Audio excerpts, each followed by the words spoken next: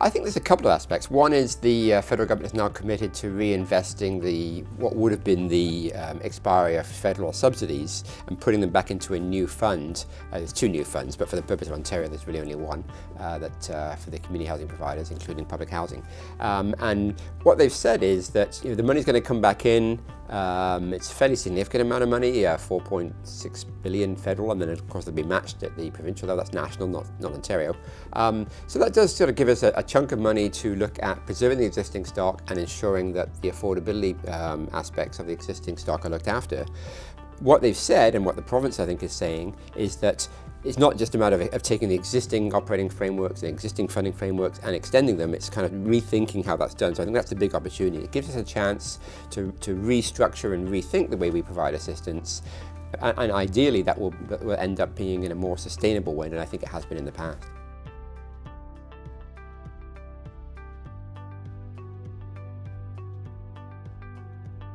It's a bit of a slow-moving ship to some extent. I mean, we've seen the National Housing Strategy released. The implementation is supposed to be April 1st, but most of the new money that's coming under the place where the opportunities are tends to be a year or two away.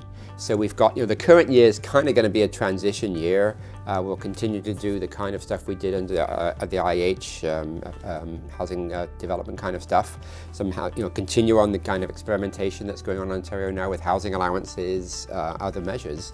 So I think because we know the opportunity is going to be there to experiment a bit more and be a bit more creative, I think it does give providers an opportunity to push the envelope a little bit. And I think both the province and the feds will be willing to accept a little bit of experimentation and trying to move into a different way to do business.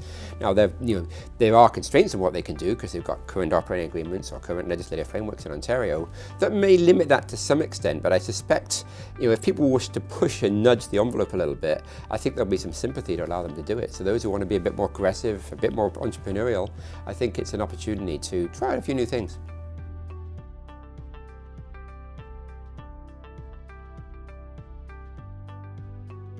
I think the advocacy really is around the quantum of money that's there. I mean, everybody was asking for long-term funding, predictability, so we could kind of plan and get ahead.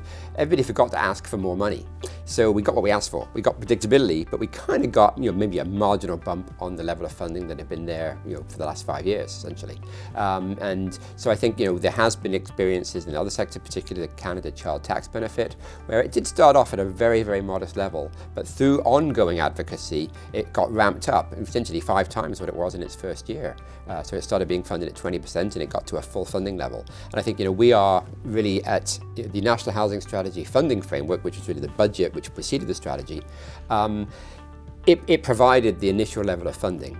And I think it's now, we can't be complacent and say, great, we've got a National Housing Strategy now, we've got the funding, let's go on and deliver it. I think we have to keep the federal government's feet to the fire, and indeed the province's feet to the fire, and say, okay, this is great, but we can only do so much with this. If we prove that we can actually be successful, if we have performance outcomes and we measure performance outcomes, say, yes, we are making progress, but it's slow progress because it's not funded enough. I think the advocacy has to really be about the quantum of funding that's in the National Housing Strategy.